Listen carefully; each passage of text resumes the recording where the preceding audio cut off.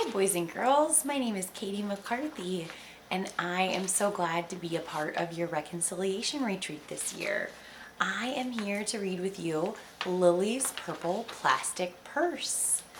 And I want you to remember that even though we're reading a story, this is a time of prayer.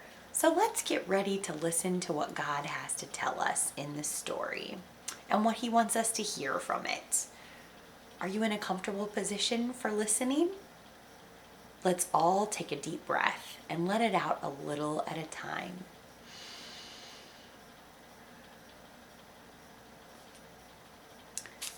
In this story, it has a little girl who brought a special treasure to show her friends. One of the characters in the story may remind you of Jesus by the way he or she acts. Be watching for that part. We'll talk about it together after we finish the book. Lily's Purple Plastic Purse. I love school. Lily loved school. She loved the pointy pencils. She loved the squeaky chalk. And she loved the way her boots went clickety, clickety, click down the long, shiny hallways. Lily loved the privacy of her very own desk. She loved the fish sticks and chocolate milk every Friday in the lunchroom. Straws make everything taste better. And most of all, she loved her teacher, Mr. Slinger. Mr. Slinger was sharp as a tack. There he is. He wore artistic shirts, he wore glasses on a chain around his neck, and he wore a different colored tie for each day of the week.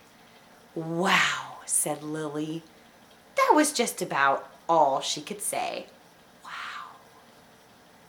Instead of greeting students or good morning pupils, Mr. Slinger winked and said, howdy. He thought that desks in rows were old-fashioned and boring. Do you rodents think you can handle a semicircle? He always provided the most tasty snacks, things that were curly and crunchy and cheesy. I want to be a teacher when I grow up, said Lily. Me too, said her friends. There they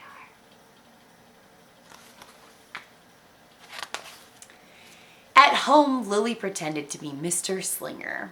I am the teacher, she told her baby brother Julius. Listen up. Lily even wanted her own set of deluxe picture encyclopedias. Teachers know everything, she said. What's with Lily? Asked her mother. I thought she wanted to be a surgeon or an ambulance driver or a diva, said her father. It must be because of her new teacher, Mr. Slinger, said her mother. Wow, said her father. That was just about all he could say. Wow. Whenever the students had free time, they were permitted to go to the light bulb lab in the back of the classroom. They expressed their ideas creatively through drawing and writing. Lily went often. She had a lot of ideas. She drew pictures of Mr. Slinger, and she wrote stories about him too.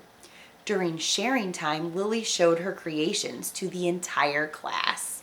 Wow, said Mr. Slinger. That was just about all he could say. Wow. When Mr. Slinger had bus duty, Lily stood in line even though she didn't ride the bus. Lily raised her hand more than just about anyone in class.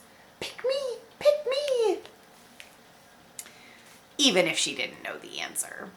And she volunteered to stay after school to clap erasers. I want to be a teacher, said Lily. Excellent choice, said Mr. Slinger. One Monday morning, Lily came to school especially happy. She had gone shopping with her Grammy over the weekend.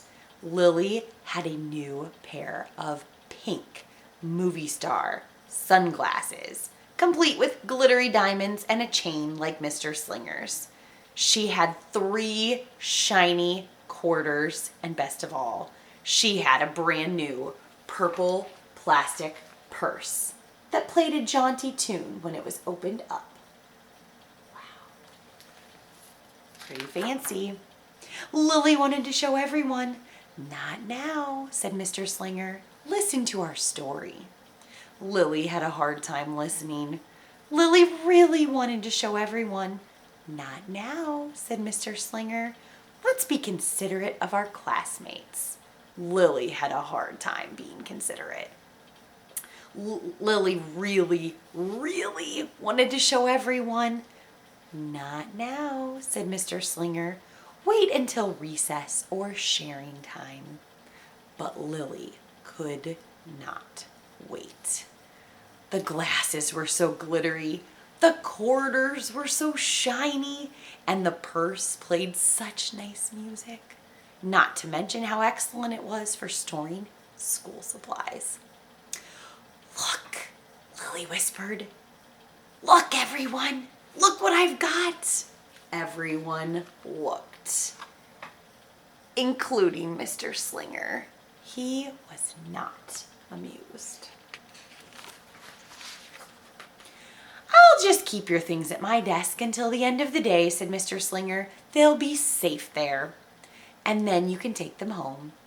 Lily's stomach lurched. She felt like crying. Her glasses were gone, her quarters were gone, her purple plastic purse was gone. Lily longed for her purse all morning. She was even too sad to eat the snack Mr. Slinger served the rest of the class. Here she is, getting her thoughts together. That afternoon, Lily went to the light bulb lab. She was still very sad. She thought and she thought and she thought, and then she became angry. She thought and she thought and she thought some more, and then she became furious. She thought and she thought and she thought a bit longer, and then she drew a picture of Mr. Slinger. It says, big, fat, mean Mr. Stealing Teacher. Claws, thief, bad, wanted by FBI. P.S. I do not want to be a teacher when I grow up. Right before the last bell rang, Lily sneaked the drawing into Mr. Slinger's book bag. When all the students were buttoned and zipped and snapped and tied and ready to go home, Mr. Slinger strolled over to Lily and gave her purple plastic purse back. It's a beautiful purse, said Mr. Slinger. Your quarters are nice and jingly, and those glasses are absolutely fabulous. You may bring them back to school as long as you don't disturb the rest of the class. I do not want to be a teacher when I grow up, Lily said as she marched out of the classroom.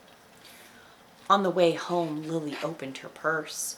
Her glasses and quarters were inside, and so was a note from Mr. Slinger.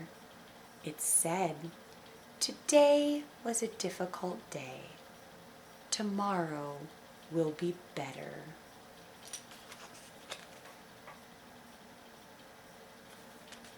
You see her face here and her expression. There was also a small bag of tasty snacks at the bottom of the purse. Lily's stomach lurched. She felt like crying. She felt simply awful. Lily ran all the way home and told her mother and father everything. Instead of watching her favorite cartoons, Lily decided to sit in the uncooperative chair.